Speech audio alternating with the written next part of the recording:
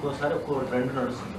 చిన్న సినిమాల ట్రెండ్ నడుస్తుంది, ఒక్కోసారి పెద్ద సినిమాల ట్రెండ్ నడుస్తుంది, ఒక్కోసారి రీ రిలీజ్ ట్రెండ్ నడుస్తుంది.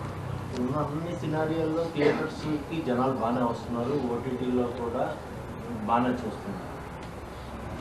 చిన్న సినిమాలు రావాల్సిన అవసరం ఉందా, పెద్ద స్టార్ హీరో మంచి సినిమా రావాల్సిన అవసరం, చిన్న పెద్ద లేదు. ఇంకా మంచి సినిమా నీ పోస్టర్ దగ్గరికి వెళ్ళి, నీ టీజర్ దగ్గరికి వెళ్ళి, నీ పాటల దగ్గరికి వెళ్ళి, అది చిన్న సినిమా అయినా స్టార్ హీరో సినిమా అయినా అది రీచ్ అవుతే ఏ రేంజ్ అది. ఇప్పుడు చిన్న సినిమా అంటే 10 కోట్లు తీయొచ్చు, స్టార్ సినిమా అంటే 400 కోట్లలో తీస్తాం. నంబర్సే డిఫరెన్స్ కదా.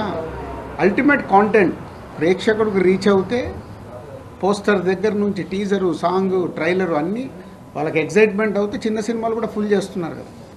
పెద్ద సినిమాలు అంటే మన సంక్రాంతికి వస్తున్నాం, మన తండేలు బాగుంది. తర్వాత ఈ డబ్బింగ్ సినిమాలు, ఒకప్పుడు డబ్బింగ్ సినిమాల మీద మొన్న ఆడింది కదా, డబ్బింగ్ సినిమా కూడా ఆడుతుంది కదా, డబ్బింగ్ సినిమాలు డ్రాగన్ సినిమాలు కూడా బాగా వస్తున్నాయి. డబ్బింగ్ కాదు, డబ్బింగ్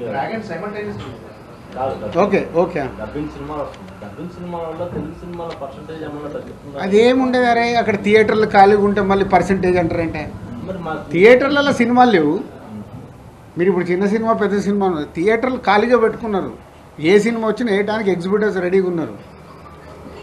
సినిమా రిలీజ్ చేయడము, థియేటర్లు ఇవ్వడం కాదు, ప్రేక్షకుడిని థియేటర్కి తీసుకురావడం ఎలా, అది ఇంపార్టెంట్. ఇందాక నువ్వు అడిగిన క్వశ్చన్లో ఉంది. 2025 సంక్రాంతి తర్వాత మీ ఆలోచన ధోరణిలో ఏమైనా మార్పు వచ్చిందా? ఎలాంటి సినిమాలు తీయాలనుకుని మీరు ఏమైనా తొందరగా మార్చుకుంటున్నారా?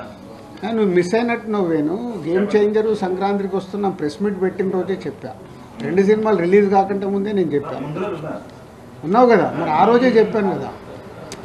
నేను లాస్ట్ 4 ఇయర్స్ ఏం మిస్ అయ్యాను, నేను ఏం పట్టుకొని వెళ్ళాలనేది నాకు క్లారిటీ ఉంది. రిజల్ట్స్ అయినా ఏదైనా నేను ఏం చేయాలనేది నాకు క్లారిటీ ఉంది. సో దానికి కూడా సంక్రాంతికి వస్తున్నాం సినిమా ఒక సెన్సేషనల్ హిట్ అయినప్పుడు ఏం క్లారిటీ వచ్చింది? ఇంకా నేను అనుకున్న క్లారిటీ నాకు వచ్చేసింది. హౌ విల్ మేక్ ఫిలిమ్స్, ప్రేక్షకుల్ని థియేటర్కి వెళ్ళాలి. ఈ రోజు కూడా ఈ ఎనర్జీ నాకు అదే. సీతమ్మ వాకిట్లో రీ రిలీజ్ చేస్తే ఇలా ఫుల్స్ ఉందంటే